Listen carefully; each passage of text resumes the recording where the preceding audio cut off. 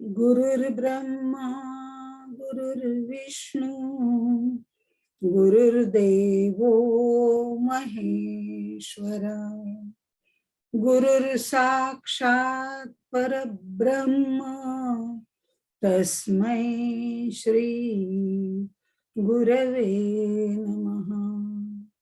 नमामि सद्गुरुं शान्तं सच्चिदानंद विग्रहं पूर्ण ब्रह्म परानंदं ईशं आनंदवल्लभं ज्ञानेश्वर महाराज की जय। जय जय रघुवीर समर्थ। मागच्या वेळेला आपण ज्ञानेश्वर माऊलींनी ज्या वेगवेगळ्या उपमा दिल्या होत्या त्या आपण पाहिल्या होत्या। त्या पाहताना त्याच्यामध्ये गुळ आणि गोडी, कापूर आणि परिमळू, किरण आणि प्रभा अशा पद्धतीने वेगवेगळ्या प्रकारच्या उपमा पाहिल्या होत्या।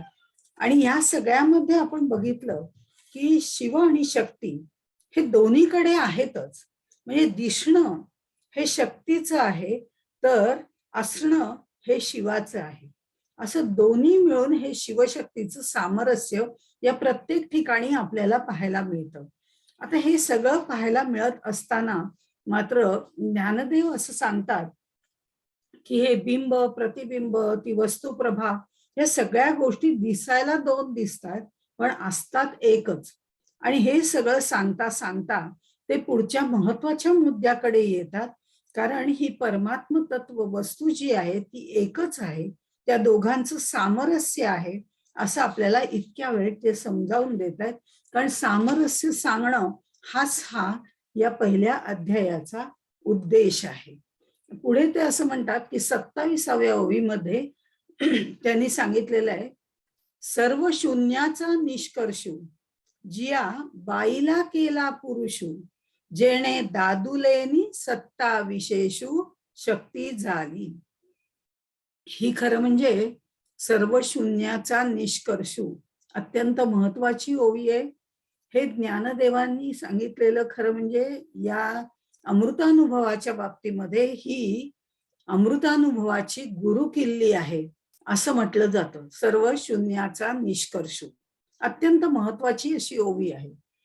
शून्याचा निष्कर्षू शुद्ध आध्यात्मिक आणि प्रचंड सामर्थ्य असलेला हा शब्द ज्ञानदेवांनी इथे वापरलेला आहे। हे विश्वाचं जे गूढ आहे ते गूढ उकळण्याची ही किल्ली आहे असंही बऱ्याच संतांनी पुढच्या त्यांच्या अमृतानुभवाच्या प्रकरणांमधनं त्याचं सगळं विस्तार सांगताना बऱ्याच जणांनी म्हटलेलं आहे की विश्वाचं गूढ यातनं उकललं जातं, म्हणून सर्व शून्याचा निष्कर्ष ही ओवी महत्वाची आहे असं सांगितलं जातं।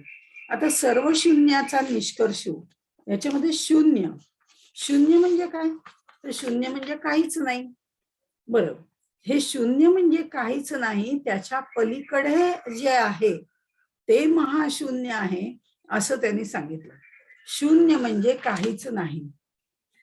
आता इथे आपण जर माऊलींचीच ज्ञानेश्वरी मधली ओवी घेतली तर याचा आपल्याला उलगडा पटकन होईल, कारण हा अमृतानुभव जो आहे त्याच्यात थोडस सूत्र रूपाने काही गोष्टी सांगितलेल्या आहेत। आता इथे सर्व शून्याचा निष्कर्ष याच्यासाठी आपण 13व्या अध्यायातली 926वी ओवी जर घेतली तर आपल्या लक्षात येईल, नभाचे शून्य गिळून गुणत्रया ते नुरवून, ते शून्य ते महाशून्य श्रुती वचन संमत असं त्यांनी त्याच्यामध्ये ज्ञानेश्वरीमध्ये म्हटलेलं आहे। इथे नभाचे शून्य गिळून, हे जे नभाचे शून्य गिळायचंय म्हणजे काय करायचंय, तर आपण जर बघितलं तर नभ म्हणजे आकाश, आणि आकाश जे आहे ते पंचीकरणानंतर झालेलं आहे। आपण थोडं थोडं टप्प्याने जाऊया म्हणजे आपल्याला लक्षात येईल की नभाचे शून्य गिळून म्हणजे काय। तर हे जे 5 गुण आहेत 5 तन्मात्रा ज्या आहेत, 5 तन्मात्रा शब्द स्पर्श रूप रसगंध आपल्याला माहिती आहेत. या पंच तन्मात्रांचं पंचीकरण होऊन मग ही भूत निर्माण झालेली आहे. पंचीकरण होऊन, पंचीकरण म्हणजे काय, तर या पाचांचं एकत्रीकरण.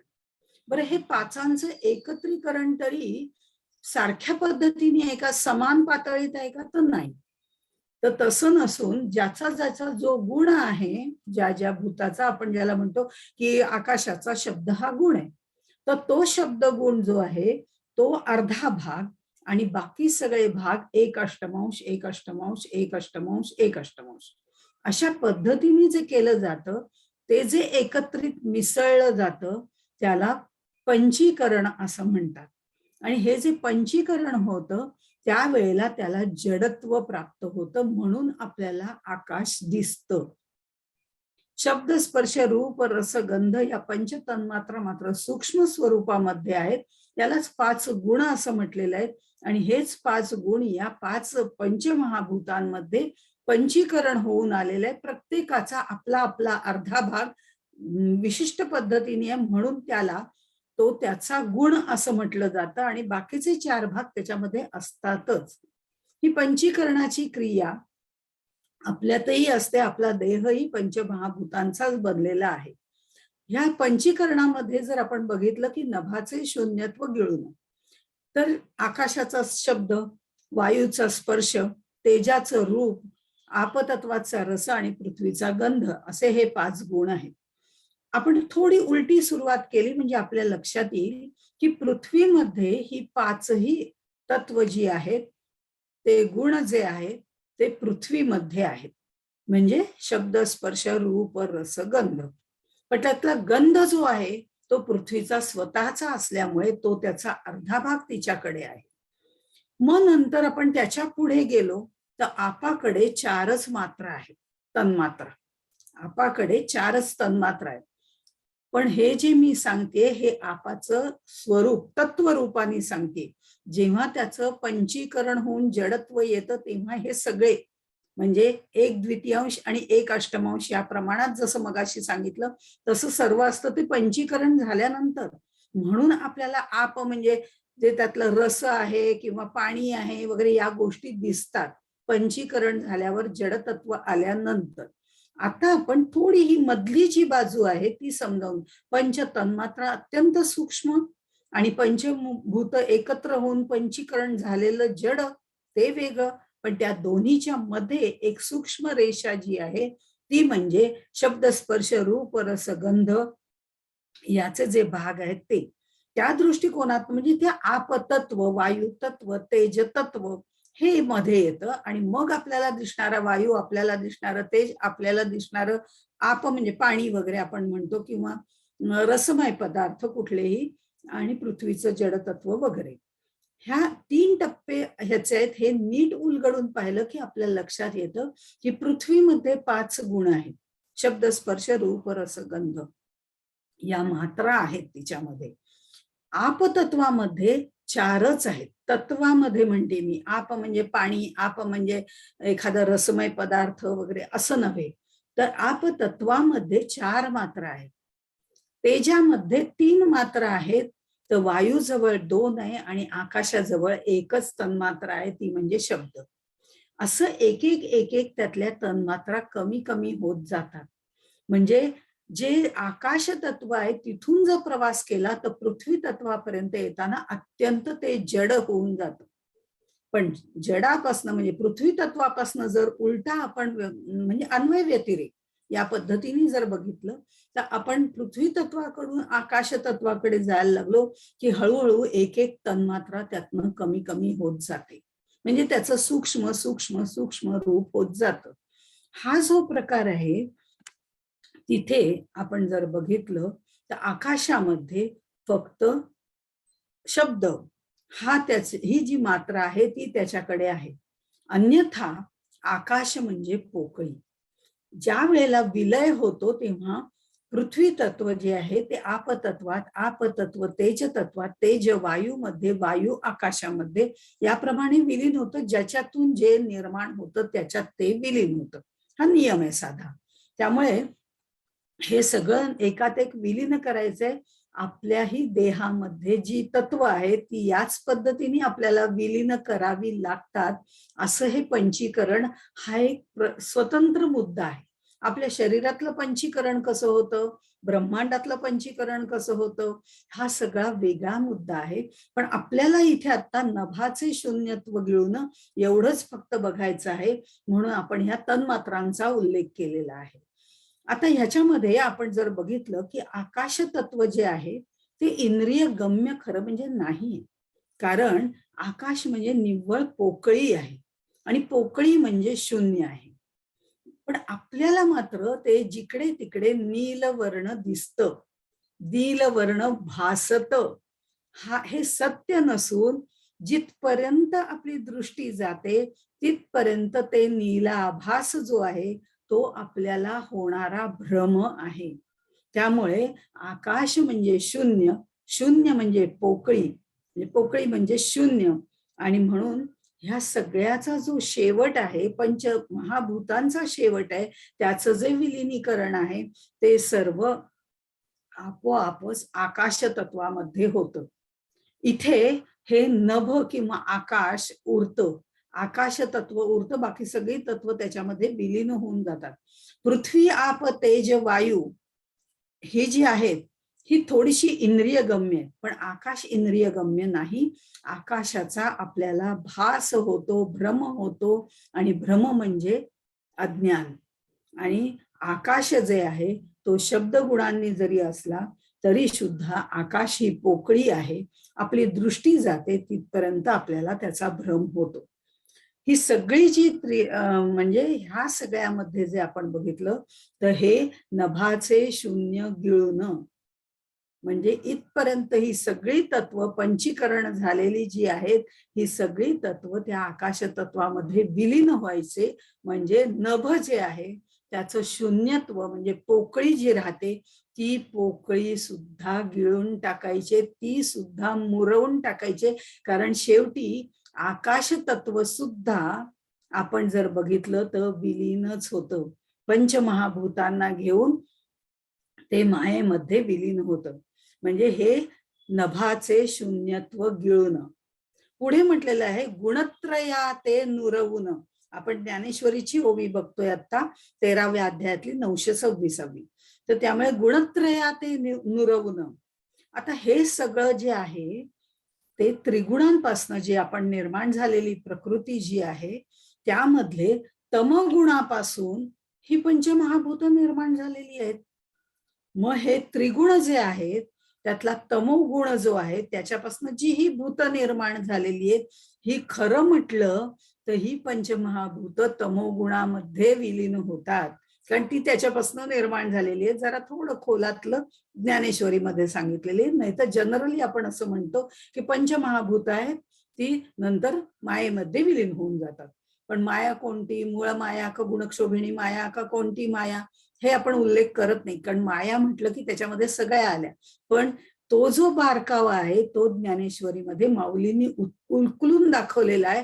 म्हणून सर्व शून्याचा निष्कर्षूसाठी ही ओवी जी आहे ती अत्यंत महत्वाची आहे. मग गुणत्रया ते नुरवून, न उरवून, म्हणजे गुणत्रय सुद्धा उरवायचे नाहीत. उरवायचे नाहीत म्हणजे तेही पूर्ण विलीन करून टाकायचे. हे जे आहे हे सत्व रज तम जे आहेत त्यातल्या तमोगुणापासून ही पंचमहाभूत निर्माण झालेली आहेत. त्यामुळे ही सर्व तमोगुणामध्ये विलीन करायची. नंतर जर आपण बघितलं त्याचा विस्तार आपण करायला नको आता, कारण तो विलयाचा सगळा विस्तार आहे, तो पुढेही कधीतरी येईल. पण तरी सुद्धा ह्या तमोगुण जो आहे तो रजोगुणामध्ये मिश्रित होतो किंवा विलीन होतो. आणि मग हे रजो आणि तमोगुण जे आहेत ते सत्वगुणामध्ये विलीन होतात. आणि सत्वगुण सुद्धा आपल्याला शिल्लक ठेवायचा नसतो. तीन गुणांच्या पलीकडे जा, निस्त्रय गुणे भवार्जुन असं जे सांगितलेलं आहे ते 3 गुणांच्या पलीकडे जा. म्हणजे ह्या गुणांना आपण नष्ट करू शकत नाही, पण वृत्तीने ह्या तिन्ही गुणांच्या पलीकडे जा. हे जे म्हणणं आहे आधी पंचमहाभूतांचं विसर्जन, त्यानंतर त्रिगुणांचं विसर्जन.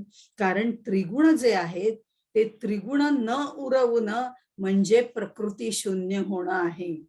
आधी आपण नभाचे शून्यत्व गिळलेलं आहे आणि मग गुणत्रया ते नुरवून म्हणजे इथे उत्पत्ती स्थिती लय करणारे जे 3 कार्य करणारे ब्रह्मा विष्णू महेश जे आहेत त्यांचाही लोप होतो.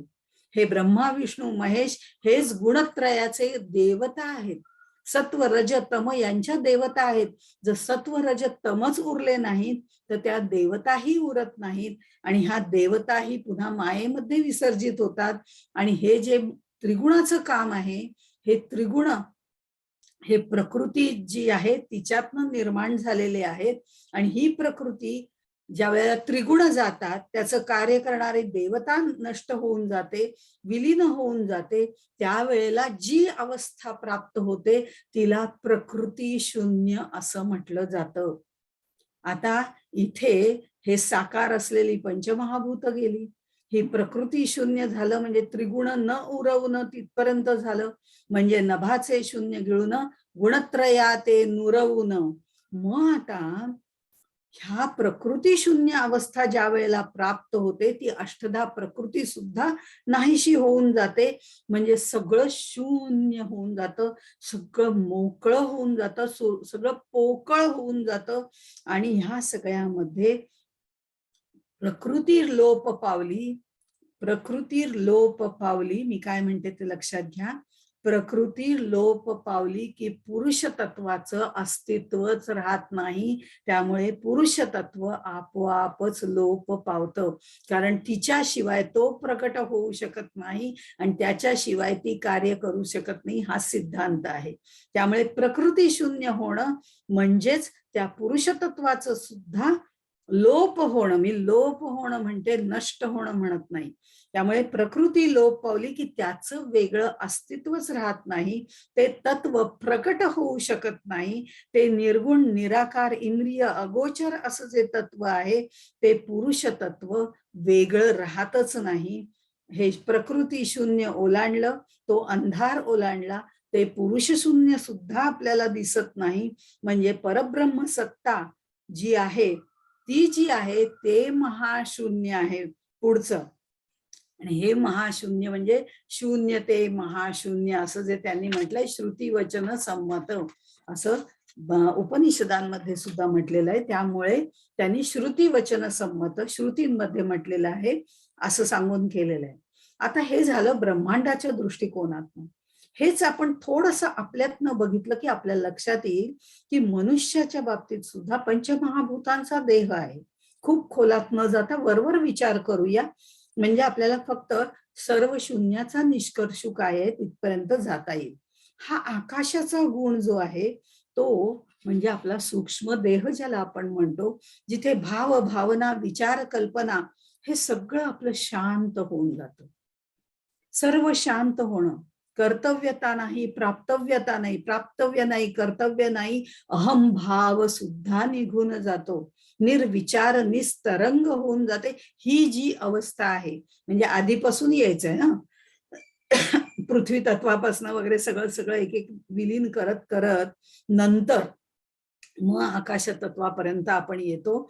ही गोष्ट सुद्धा आपल्या 82 तत्वांचं निरसन हा जो दासबोधामध्ये एक समास आहे तर त्यामध्ये हे सांगितलेलं आहे की ही सगळ्या आपली तत्व सुद्धा आपण कशी एक एक एक एक विलीन करत जातो आणि मग आपण निर्विचार निर्वृत्ती निस्तरंग अहमपणाचा लोप ह्या सगळ्या गोष्टी कशा होतात हे जे आहे ते आकाश तत्वापर्यंत येणार आहे. कारण आकाश जे आहे ते निर्गुण निराकार आहे. फक्त शब्द हे त्याला मात्रा असल्यामुळे थोडं जडत्व प्राप्त झालेलं आहे. इथे हे अहंभाव निघून जाणं, कारण आकाशाचा गुण जो सूक्ष्म, आकाश म्हणजे भाव भावना, आकाश म्हणजे सगळ्या प्रवृत्ती त्यातनं निर्माण होतात. अंतःकरण पंचक हे त्याच्यामध्ये आहे आपल्या आकाशाचा मध्ये. तर त्यामुळे अंतःकरणात निर्माण होणाऱ्या सर्व गोष्टी भावभावना, हे हवे नकोपणाचा जो भाव आहे त्याचा सुद्धा अभाव होऊन जातो, शून्यावस्था प्राप्त होते.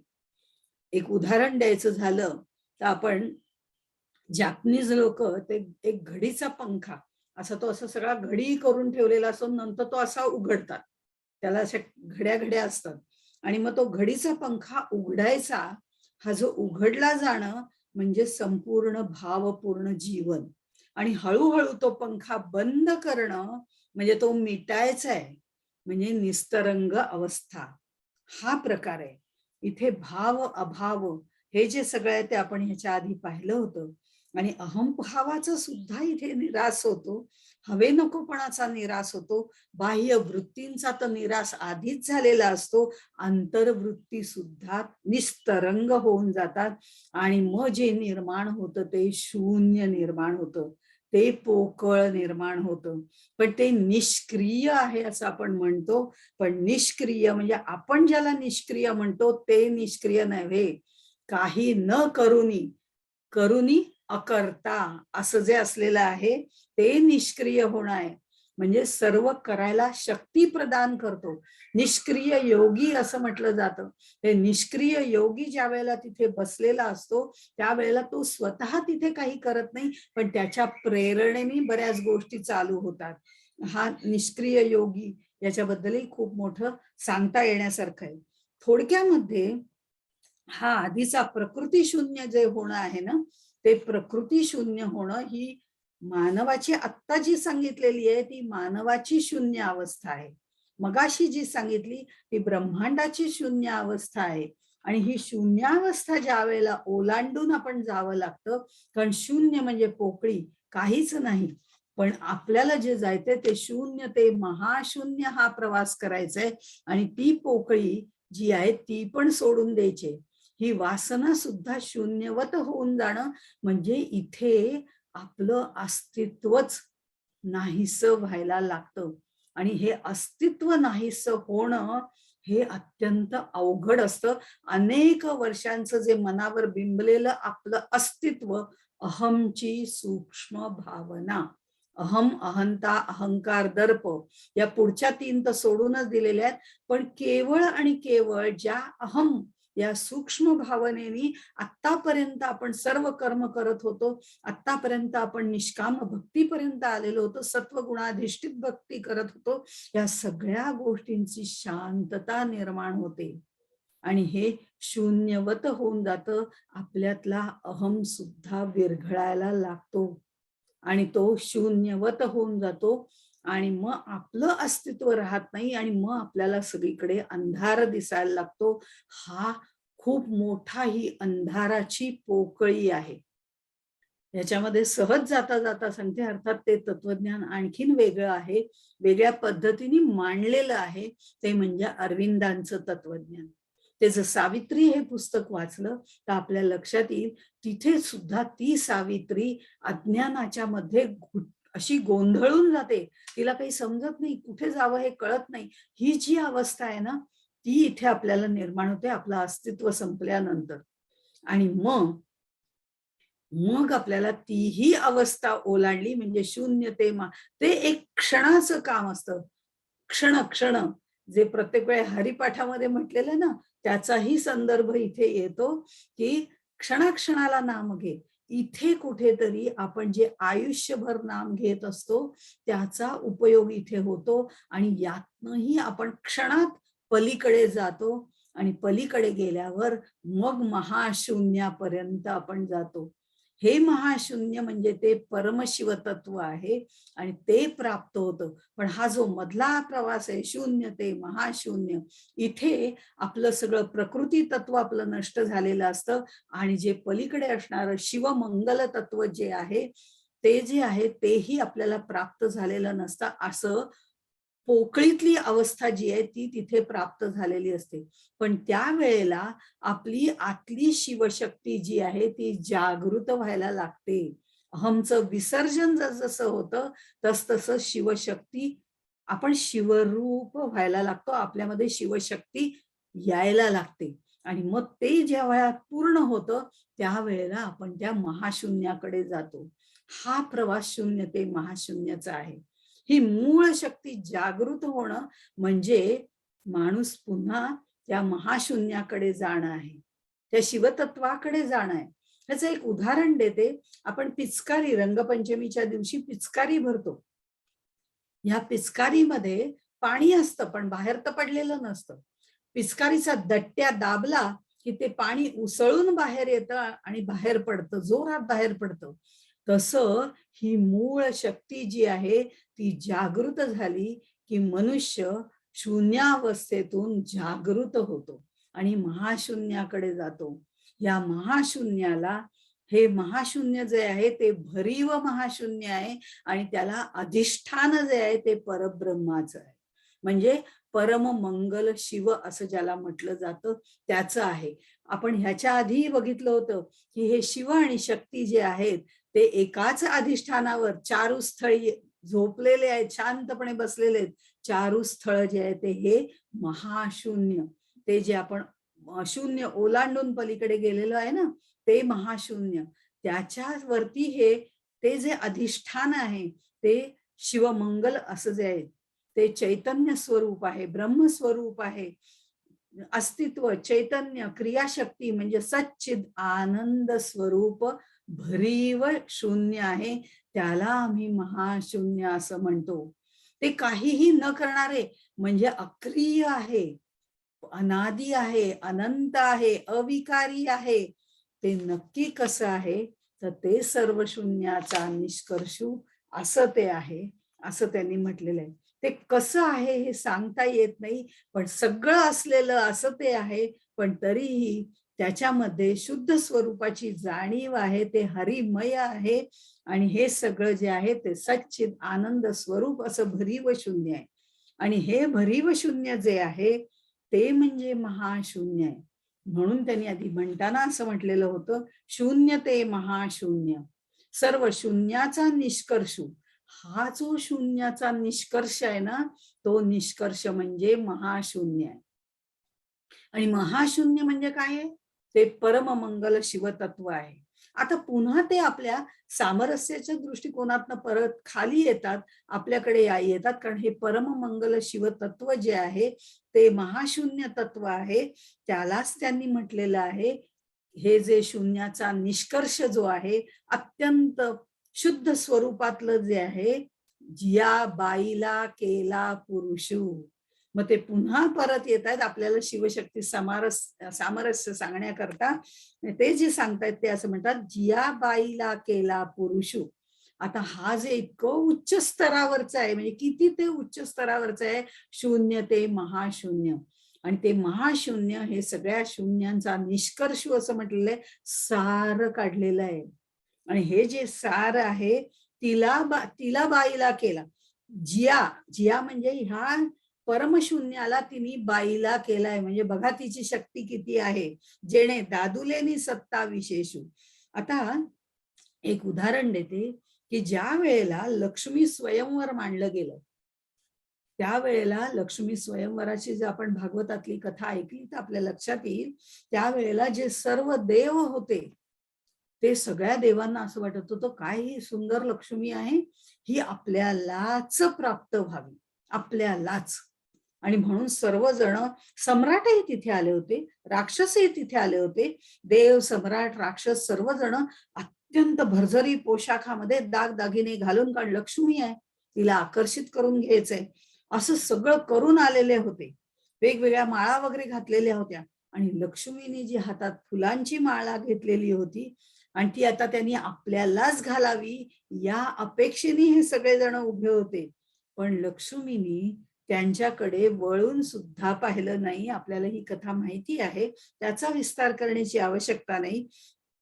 तर ती स्वतःच्याच आनंदात मग्न असणाऱ्या विष्णूंकडे गेली. त्यांनी कुठलंही प्रदर्शन केलं नव्हतं, कारण प्रदर्शन करणं हे प्रकृतीचं काम आहे आणि दर्शन करणं हे पुरुषाचं काम आहे. पुरुष म्हणजे प्रकृती पुरुष, शिवशक्ती, देवोदेवी याच्यामधलं आपण बघतोय.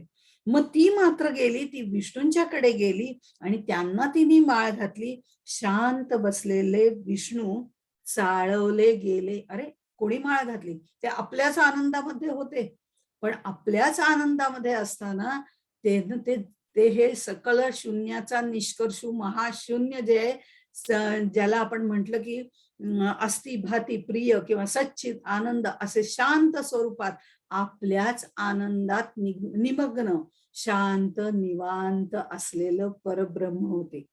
आणि आता काय झालं, ही माळ घातल्यामुळे ते चाळवले गेले, त्यांच्यामध्ये स्पंदन निर्माण झालं. हे शांत बसलेले जे विष्णू आहेत ते स्पंदन झालं. स्पंदन झालं म्हणजे काय झालं, असं आपण पटकन काहीतरी कोणीतरी आल्यावर म्हणतो ना, तसं ती हालचाल सुरू झाली. हे स्पंदन म्हणजे हालचाल सुरू झाली आणि तिने त्यांना वश केलं. हे जे वश करणं आहे ना, हा सर्व शून्याचा निष्कर्ष जो केवल ब्रह्म आहे त्याला हिनं बाईला केला. जेणे दादुलेनी सत्ता विशेषू, हा बाईला केला पुरुषू, असं जेव्हा माऊली आपल्याला म्हणतात त्यावेळेला आपल्याला एक गोष्ट लक्षात ठेवायला पाहिजे. ज्ञानदेवानी टप्प्याटप्प्याने आपल्याला हे तत्वज्ञान सांगायला सुरुवात केलेली आहे. व्यक्तिगत समष्टीचं असं सगळं सांगत गेलेत, पण प्रत्येक वेळे ते आपल्याला आणून सोडतात, ते शिवशक्तीच्या इथेच आणून सोडतात. ज्ञानदेवांनी आपल्या व्यवहारातले शब्द वापरलेले आहेत. दादला, आंबुला, बाईला, हे सगळे आपण वापरतो ते शब्द जुन्या काळी जास्त स्वरूपात हे वापरले जायचे. त्या प्रत्येक शब्दाचा खुबीने त्यांनी इथे वापर केलेला आहे. अगदी बायला केला, असं मी मागेही म्हटलं होतं की हा इतका शुद्ध निर्लेप शुद्ध गुणाने, पण हिच्या संगतीत आला आणि बिघडला. ही वाक्य आपण व्यवहारात सुद्धा म्हणतो. हिच्या तावडीत तो सापडला आणि ती सांगेल तसं करायला लागला आणि तिच्या भिडेनी ह्यानी अख्खं जग निर्माण केलं आणि हा त्याच्यातच गुंतून पडला. खरं म्हणजे आपलं सामर्थ्यच विसरला आणि मग पस्तावला विस्तार पाहून. शक्ती, क्रियाशक्ती, विश्वशक्ती ही सगळी जी काही आहे ही आरडा ओरडा जो आहे तो ही करतीये आणि हा मात्र आतमध्ये शून्यवत होऊन बसलेला आहे. कारण आम्हाला हा शून्यवत भासतोय, हा आम्हाला कुठे जाणवत नाही, दिसत नाही. आणि म्हणून त्यांनी पुढे म्हटलेलं आहे, जेणे दादुलेनी सत्ता विशेषू. हे दादुलेनी सत्ता विशेषू. आता शक्ती ही सत्ता विशेषू आहे, नित्य नूतन आहे, स्फूर्तिदायी आहे. तिचं विशेषत्व सिद्ध करण्यासाठी ती वेगवेगळे रंग रूप आकार घेते आणि सगळीकडे तिचाच गलबला होतो, तिचाच आरडाओरडा सुरू होतो. कारण जे काही दिसतंय तेच आम्हाला भावतं ना. जे दिसत नाही, जाणवत नाही, त्याचा आम्ही विचारच करत नाही. आणि ते आतलं तत्व आहे, ते परब्रह्म स्वरूप शिवमंगल तत्व आहे, पण आम्ही त्याचा विचारच करत नाही. अहो, साध्या गोष्टी करताना सुद्धा मी केल्या हा गलबला आम्हीच करत असतो, आम्हीच ओरडत असतो आणि आम्ही आमचं कर्तृत्व पुढे दाखवत असतो, प्रदर्शन करत असतो, मगाशी सांगितलं त्याप्रमाणे. पण ज्याचं दर्शन घ्यायचं आणि ज्याच्या सत्तेवर आम्ही करत असतो त्याचं दर्शन घ्यायचं आम्ही विसरूनच जातो. आम्ही हिच्याच गलबल्यामध्ये सापडतो.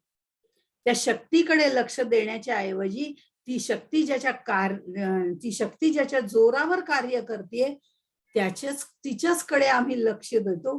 म्हणून ही सत्ता विशेषू झाली.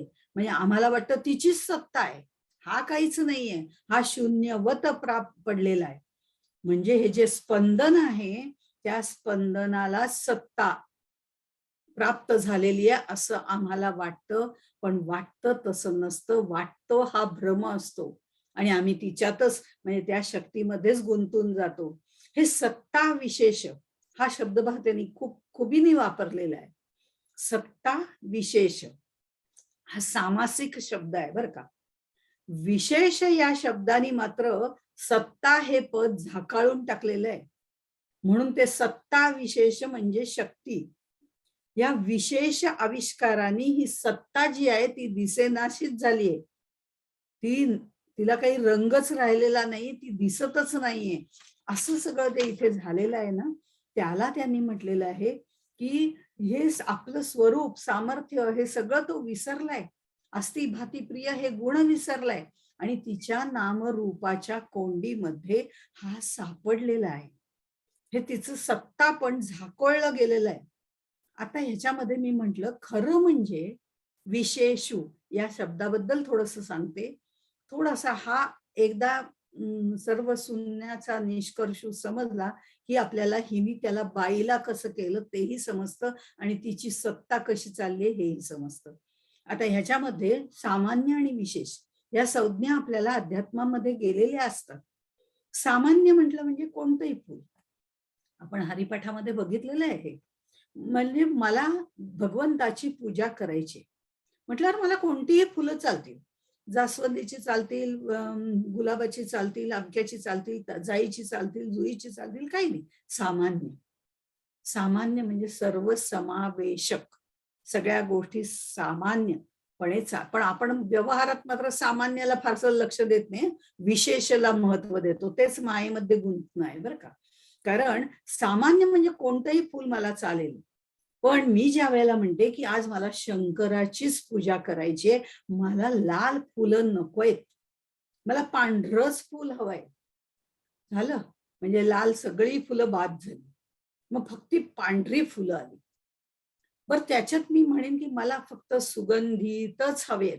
म्हणजे जी ज्याला काही गंध नाही ती फुलं बाजूला झाली, रान फुलं असतील, काही बाकीची फुलं असतील ती बाजूला झाली. पण ज्याला सुगंध आहे म्हणजे जाई जुई वगैरे किंवा मोगरा वगैरे अशा पद्धतीची फुलं येतील. म्हणजे जी सामान्यमध्ये सर्व समावेशकता होती ती हळूहळू कमी कमी होऊन त्याला विशेषत्व आलं आणि म्हणजे सामान्य आहे ते बाजूला पडलं. हे सामान्य जे आहे खरं म्हणजे परब्रह्म तत्व सामान्य आहे. हे सामान्य आहे कारण ते सर्व समावेशक आहे, सर्वांना सामावून घेणारं आहे आणि त्याच्याच अधिष्ठानावर सर्व चाललेलं आहे. पण ही शक्ती जी आहे ती विशेषत्वानी होते म्हणून तिला सत्ता विशेष म्हटलेलं आहे. आपण जेव्हा एकटा असं म्हणतो किंवा तो विशेष आहे, त्याला विशेष गुण आहे म्हणजे त्याला जास्त गुण पडलेत, म्हणजे बाकीचे सगळे बाद झाले ना, याचा पहिला नंबर आलाय तो विशेष आहे. हे आम्ही ह्याच्यामध्ये व्यवहारामध्ये वापरतो. व्यवहारामध्ये बरोबर आम्ही याचा उलटा वापर करतो. विशेषला आम्ही महत्व देतो, सामान्याला विशेष महत्व देत नाही. पण इथे सत्तेच्या बाबतीत बघितलं तर सत्ता जी ज्याची आहे तो सामान्य आहे, सर्व समावेशक आहे, अस्तिभाती प्रिय युक्त आहे आणि ही जी आहे ती त्याच्याच अधिष्ठानावर कार्य करते, त्याचीच शक्ती सगळी घेते, तो तिला शक्ती प्रदान करतो म्हणून तिला विशेषत्व प्राप्त झालंय. पण तिच्या विशेषत्वालाच आम्ही भुलून जातो. तिनेच बाईला केला पुरुष, तिलाच आम्ही भुलून जातो आणि म्हणून दादुल्याचीच शक्ती आहे, तिच्या नवऱ्याचीच शक्ती आहे सगळं म्हणजे, पण ही सत्ता विशेषू झालीये. त्यामुळे ही शक्ती जी आहे ती तिच्या विशेषत्वाने त्या सत्तेला झाकाळून टाकते, म्हणजे पूर्णपणे त्याला बंद करून ठेवल्यासारखं झालंय. तो आतमध्ये शांत निवांत बसलेला आहे. तो खरा शिव आहे, तो शून्याचा निष्कर्षू आहे, तो सत्यम शिवम सुंदरम आहे, तो निर्लेप शांत. पण आता कसं झालंय, आता तो तिच्या तावडीत सापडलेला आहे, तिच्या आहारी गेलेला आहे आणि नामरूपामध्ये कोंडला गेलेला आहे. हे सगळं जे आहे ते भगवंताने इथे माऊलींनी आपल्याला सांगितलेलं आहे. आणि हे सांगताना आपण जर बघितलं तर शिवपण जे आहे ते पूर्ण झाकलेलं आहे आणि ही शक्ती जी आहे ती सगळीकडे तिचा गाजावाजा करते. ज्या वेळेला एखादा गाजावाजा बाहेर होतो किंवा आरडाओरडा होतो, आपण व्यवहारामध्ये बघतो, आपलं लगेच तिकडे लक्ष जातं आणि जे शांत निवांत असतात त्याच्याकडे आपलं लक्ष राहत नाही. म्हणजे घरात सुद्धा मी मागे उदाहरण दिलं होतं की घरात सुद्धा जर एखादी व्यक्ती शांत बसणारी असेल तर तिच्याकडे आपलं फारसं लक्ष जात नाही, ती असली काय नसली काय फारसं जाणवत नाही. पण गडबड गोंधळ करणारी नातवंड जर 4 दिवस बाहेर गेली तर आपल्याला घर शांत शांत वाटायला लागतं, म्हणजे त्याची आपल्याला आठवण होते, कारण ती गडबड गोंधळाची आपल्याला सवय झालेली असते. आणि हे जे आहे ते गडबड गोंधळ करणारी, ही गोंधळ करणारी, गाजावाजा करणारी जी आहे शक्ती जी आहे तिच्याकडे आमचं लक्ष जातं म्हणून आम्ही नामरूपामध्ये गुंतून जातो. मी, ही, आवडी, माझ्या आवडी, त्यांच्या आवडी या पद्धतीने आम्ही त्याच्यामध्ये गुंतून जातो. पण जो आतमध्ये आहे त्याच्याकडे आम्ही जातच नाही, कारण आम्ही त्याला विसरून गेलेलो आहोत. पण तो सुद्धा या नामरूपाच्या आवरणामध्ये बंदिस्त झालेला आहे, शरीरामध्ये बंदिस्त झालेला आहे, या दृश्य जगामध्ये तो बंदिस्त झालेला आहे. तो आहे म्हणून दृश्य दिसतंय, पण आम्ही त्या दृश्याला भाळलेलो आहोत. आम्ही त्याच्यामुळे दृश्य दिसतंय, त्याच्याकडे मात्र दुर्लक्ष करतोय, कारण तो शांत निवांत आहे. हे जसं ईश्वराचं स्वरूप आहे, सत्वा गुणाधिष्ठित आहे, शुद्ध मूळ माये सहित हे ब्रह्माचं रूप आहे, ते जे आहे, पण त्यानंतर जे निर्माण झालेलं आहे त्रिगुणात्मक गुणक्षोभिणी असे जे रूप झालेलं आहे मूळ मायेचं, ते जे बाकीचं मूळ माया जे आहे ते ईश्वराचं महाकारण देह आहे. मूळ माया 4 देह आपण बघतो ना, जसे आपले स्थूल सूक्ष्म कारण महाकारण असे 4 देह आहेत. हे सगळं आपलं झालेलं आहे, तेव्हाच आपण अमृतानुभवापर्यंत येतो. त्यामुळे याचा जास्त उहापोह करण्याची आवश्यकता नाही. पण आपलं जसं स्थूल सूक्ष्म कारण महाकारण हे 4 देह आहेत, तसं ब्रह्मांडाचे सुद्धा विराट हिरण्यगर्भ अव्याकृत मूळ माया असे 4, म्हणजे ही अष्टधा असे 8 देह आहेत. विराट देह अहम वैश्वानरो भूत्वा वगैरे आपल्याला माहितीये. दुसरा हिरण्यगर्भ म्हणजे वासनांचा सूक्ष्म देह, जो आपण ज्याला म्हणतो की विश्व मन ज्याला म्हटलं जातं, किंवा अव्याकृत म्हणजे गुणक्षोभिणी माया जी आहे ती अज्ञानाच्या या पहिल्या तिन्ही अवस्था आहेत. पण महाकारण देह जो आहे तो मूळ माया जिला म्हटलं जातं, ती जी माया आहे ती साम्यावस्था आहे, आणि तो ज्ञानाचा कारण म्हणजे महाकारण देह आहे. हे सगळं आपल्याला माहितीच आहे. हे झाल्यानंतरच आपण इथे येतो, आणि म्हणून या अष्टधा प्रकृतीचं निरसन व्हायला लागतं, प्रकृतीचं निरसन व्हायला लागतं. पण आता हे काय झालंय, ही उलटी प्रक्रिया झाल्यामुळे हा तिच्या नामरूपाच्या कोंडीमध्ये सापडलेला आहे. आणि ते झाल्यानंतर ते 28व्या ओवीमध्ये ते आपल्याला सांगतात. 28व्या ओवीमध्ये, जिये प्राणेश्वरी विण शिवही शिवपण, ठरो न शके ते आपण शिवे घडली. ही पुढची ओवी आहे. जिये प्राणेश्वरी विण. आपण हे याच्या आधी प्राणेश्वरी म्हणजे काय हेही आपण बघितलं होतं. शिवी ही शिवपण हेही आपण खरं म्हणजे पाहिलेलं आहे की श अधिक ई अधिक व म्हणजे शिव, हे आपण याच्या आधी पाहिलेलं आहे की यातनं ई म्हणजे त्या शक्तीला जर आपण काढून टाकलं तर राहतं ते शव राहतं. ही शक्ती जी आहे ही शक्ती रूप आहे, त्या शक्तीशिवाय शिवपण त्याला येत नाही. आणि शिवाय तिला शिवी होत नाही, ती म्हणजे तिलाही स्वरूप प्राप्त होत नाही. म्हणजे दोघही एकमेकांवरती अवलंबून आहेत. शक्ती नसेल तर शिव नाही, आणि शिव नसेल तर शक्ती नाही. त्यांचं सामरस्य अत्यंत आवश्यक आहे. आणि म्हणून ती त्याला फक्त शिव म्हणायला लागली, त्या शिवाला धरलेलं आहे, तिने सोडलेलं नाहीये. तो शांत निवांत आहे, त्याच्या शक्तीवर मी कार्य करते हे ती पूर्णपणे जाणून आहे, पण ती आपल्याला दाखवत नाहीये. ती जाणून आहे पण आपल्याला दाखवत नाहीये. आणि म्हणून ती त्याला धरून ठेवलेलं आहे तिने, पण त्याला तिने बांधून ठेवलेलं आहे आणि आतल्या आतमध्ये दडवून ठेवलेलं आहे. नामरूपाच्या कोंदणामध्ये त्याला बसवून ठेवलेलं आहे, आणि म्हणून त्याला तिने कोंडून ठेवलेलं आहे, आणि तिचीच सत्ता आहे असं ती दाखवते. आणि ही जी सगळी अवस्था जी आहे ती आपण जर बघितलं तर त्रिगुणांची साम्यावस्था म्हणजे आपण महाकारण देह असं मगाशी म्हटलं, पण त्याच्यामध्ये विषमता निर्माण झाली. साम्यावस्थेमध्ये विषमता निर्माण झाली की त्याच्या सात्विक भागापासून 5 ज्ञानेंद्रिय बनतात आणि 5 कर्मेंद्रिय बनतात, आणि तम भागापासून मगाशी जे आपण सांगितलं ते पंचमहाभूत बनतात. म्हणजे पुन्हा आपण त्या पहिल्या ठिकाणी आलो.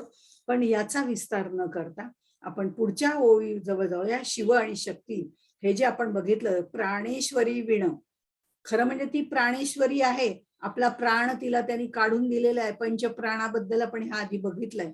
आणि यानंतर थरो न शके ते आपण शिवे घडली, तिच्याशिवाय तो राहूच शकत नाही, आणि ती सुद्धा त्याच्याशिवाय राहू शकत नाही. हे तिने स्वतः त्या शिवानी स्वतः तिला घडवलेली आहे. पण स्वतः तिला घडवलेली असली तरी तो तिच्या ताब्यात आत्ता आहे, कारण हे ब्रह्मांडाची निर्मिती झालेली आहे. ते तिसरं बाळ आलेलं आहे. त्यामुळे पुढच्या ओवीमध्ये, ते 29व्या ओवीमध्ये ते आपल्याला सांगतात, ऐश्वर्येशी ईश्वर जियेचे अंग संसारा, आपण होऊनी उभारा आपणची जे. आता ह्याच्यामध्ये ऐश्वर्य सगळं त्याच आहे. ऐश्वर्येशी ईश्वरा, हे जे सगळं ऐश्वर्य आहे ते त्याचं आहे. षडगुण ऐश्वर्य असं त्याला म्हणतो आपण. क्रेडिट कार्ड कुणाचं आहे? त्याचं आहे. पासवर्ड कुणाचा आहे? खरं म्हणजे त्याचाच आहे. त्यानेच ठरवलेला आहे. सगळं त्याचंच आहे. तो ती शक्ती प्रदान करतोय हे मान्य आहे. पण हे क्रेडिट कार्ड वापरताय कोण? तर ती वापरतीये. तिला पासवर्ड माहिती झालाय ना, त्यामुळे ती बराबर ते वापरते. तिने तो त्याच्याकडनं घेतलेला आहे आणि तीच सगळं कार्य करते. त्यामुळे तिचाच बोलबाला आहे. आपण होऊनी उभारा आपणची जे. ह्यामध्ये हा बोलबाला सगळा तिचा आहे. अशा तऱ्हेने हा षडगुणैश्वर्य जो आहे, त्याचे जे सगळे 4 देह आहेत, ब्रह्मांडाचे जे 4 देह आहेत, ते 4ही देह हीच झाली. आणि मग ही जी झालेली आहे, तिने हा जो सगळा पसारा मांडलेला आहे, तो पसारा मांडताना तिने कसं केलंय? कर्तुम अकर्तुम अन्यथा कर्तुम, कसंही करीन, पसारा वाढवीन, घाडामोडी करीन, वाढवत जाईन, गाजावाजा करीन, हा गप्प बसवून ठेवलाय तिने. पण हे सगळं मी करीन असं म्हणून तीच विशेष झालेली आहे. सगळ्यांना वाटतं तीच सगळं करते, पण खरं म्हणजे हा आतमध्ये गप्प बसून राहिलाय, अगदी विठोबा सारखा. शंकर महाराज म्हणतात, वीचा केला ठोबा. आता वीचा केला ठोबा म्हणजे काय? ठोबा म्हणजे पुतळा. या ज्ञानाचा पुतळा करून ठेवलेला आहे तो विठोबा. ज्ञानाचा पुतळा, कैवल्याचा पुतळा आपण म्हणतो ना, हा ज्ञानाचा पुतळा विठोबा आहे. आणि पुतळा आहे हो शेवटी, पुतळा काहीच करू शकत नाही. आणि ही जी आहे ना, ती मागे पंढरपूरला आपण त्याच्या चरणावर डोकं ठेवायचं, त्याच्यामध्ये नतमस्तक व्हायचंय आणि मग त्याला काहीच करायचं नाही, त्याला फक्त नमस्कार करायचा आणि पुढे व्हायचंय. पण मागे ही बसलेली आहे ना पंढरपूरला, त्याच्या मागे जी एकटी बसलेली आहे, कशी बसलेली आहे? एकटी आहे आणि रुसून बसलेली आहे. तिची मात्र काय, ओटी भरा, तिला कुंकू लावा, तिला गजरा लावा, तिला वेणी द्या, ह्या सगळ्या गोष्टी ज्या आहेत त्या तिच्या करायच्या असतात. आणि ह्याला मात्र फक्त नमस्कार करायचा असतो. म्हणजे बायकांना जरा नटायला थटायला आवडतं, हा वेळ बरोबर आहे, आणि त्यांना जरा जास्तच वेळ लागतो. पण त्यामुळे झालं काय, की ती जी आहे ती रूपवान झालीये. तिने तिचा सगळा विस्तार केलेला आहे. आणि हा मात्र वीचा केला ठोबा या पद्धतीने शांत निवांत तसाच पुतळ्यासारखा निर्जीव होऊन राहिलेला आहे. खरं तो निर्जीव नाही, तोच सगळा पूर्ण आहे, पण तिने दाखवताना त्याला मात्र झाकून ठेवलेला आहे. आणि हा काहीच करत नाही हो, करुणी अकर्ता. हा काहीच करत नाही, याला रूप नाही, याला रंग नाही, याला काहीच नाही, असं जेव्हा हिला वाटायला लागतं तेव्हा तिला त्याची लाज वाटायला लागते. बघा ज्ञानेश्वरांनी किती हिला पुढे नेलेलं आहे. आपलंही असंच पतन होत जातं. आपण सुद्धा हिच्या नादी लागलो, या शक्तीच्या नादी लागलो, या मायेच्या नादी लागलो, की आपोआपच आपला ऱ्हास होत जातो. कारण ही हळूहळू आपल्याला खाली ही घसरण आहे. हा सगळा घसरणीचा प्रवास आहे, मायेच्या हात धरून जाणं. पण मायेचा हात धरायचा आहे, पण तो वरती चढण्यासाठी धरला तर वेगळा आहे. पण आम्ही जो आहे ह्या नामरूपाच्या गलबल्यामध्ये जेव्हा अडकून जातो तेव्हा आमची घसरण सुरू होते. आणि मग तशीच हिचं सुद्धा काय, हिचं रूप, हिचं तेज, हिचं कार्य बघून सगळेजण हिचं कौतुक करायला लागतात. वा वा, काय सुंदर आहे, काय सुंदर आहे, हिचं नाम किती सुंदर आहे, हिचं रूप किती सुंदर आहे, नाही हिने निर्माण केलेलं किती रंगीबेरंगी आहे. हे सगळं आम्हा त्याच्यामध्येच गुंतायला लागतो आणि आमचं आयुष्यच बेरंग करून टाकतो. कारण ही सुखाबरोबर दुःख पण आम्हाला द्यायला सुरुवात करते. आणि ह्याला मात्र रंग नाही, रूप नाही, ह्यालाही रंग नाही, रूप नाही, याला काही दाखवता येत नाही आणि नवरा म्हणून ह्याला मिरवता येत नाही. नवरा म्हणून याला मिरवता येत नाही. बायकांना कितीही तुम्ही नाही म्हणा, तरुणपणी आपल्या नवऱ्याबरोबर जायला जास्त आवडतं. म्हणजे नवऱ्याला घेऊन मिरवायला आवडतं. हा जो मिरवणे भाग आहे ना, तो इथे माऊलींनी मांडलेला आहे, की त्याला घेऊन मिरवायला खरं म्हणजे हिला आवडतं, पण ह्याला ना रंग, ना रूप, ना काही गुण, ना काही दिसतच नाहीये हा. काही दाखवताच येत नाही याला. असा हा अरूप आहे, निरंग आहे, निस्तरंग आहे. ह्याला घेऊन कसं मिरवणार? ह्याला जी नवऱ्याला घेऊन मिरवण्याची जी मजा आहे, ती काही हिला मिळेना. आणि ती हिला मिळेना म्हणून हिला लाज वाटायला लागली. आपल्याच नवऱ्याची लाज वाटायला लागली. पण नवरा आहे, त्याला तर ठेवायलाच पाहिजे. आणि त्याच्याशिवाय आपल्याला हे कार्य करता येणार नाही, ह्याची आतमध्ये तिला जाणीव आहे. त्यामुळे ह्याला तर आपल्या बरोबर घ्यायलाच पाहिजे, कारण याच्याशिवाय आपण कार्य करू शकणारच नाही. त्याचं क्रेडिट कार्ड आपल्याकडे असलंच पाहिजे, त्याच्या सर्व शक्ती आपल्याकडे असल्याच पाहिजे. ह्या शक्ती जर आपल्याकडे असतील तर त्याच्या सौभाग्याचं कुंकू आपल्याला लावायलाच पाहिजे. आणि ते सौभाग्याचं कुंकू लावायचंय आणि त्या नवऱ्याला घेऊन मिरवायचंय, पण त्याला मिरवता येत नाही म्हणून हिला आता लाज वाटायला लागली. आणि म्हणून ते पुढच्या ओवीमध्ये म्हणतात, पतीचे अरूपपणे लाजोनी अंगाचे मिरवणे, केले जगा एवढे लेणे नामरूपाचे. हे जे सगळं आहे ह्याचाही अर्थ खूप वेगळा आहे माऊलींनी सांगितलेला, आणि तो सुद्धा आपल्याला ज्ञानेश्वरीतल्या 13व्या अध्यायातल्याच ओवीप्रमाणे बघायचा आहे. त्याचाही थोडासा विस्तार करावा लागेल, म्हणून आपण इथेच थांबायचंय. आपण आता एवढंच बघायचंय की हिने मात्र व्याप वाढवलाय, हिचं महत्व वाढलंय, आणि हिला आता पतीला घेऊन मिरवता येत नाहीये, आणि हिला आता लाज वाटायला लागलीये की त्याला रूप नाही, रंग नाही, याची लाज वाटायला लागली. आता ह्याला घेऊन कसं मिरवायचं? मिरवायचं तर आहेच, पण कसं मिरवायचं? ते कसं मिरवायचं हे आता आपण पुढच्या ह्याच्यामध्ये बघणार आहोत. तोपर्यंत आपण इथेच थांबू. जय जय रघुवीर समर्थ ज्ञानेश्वर महाराज की जय.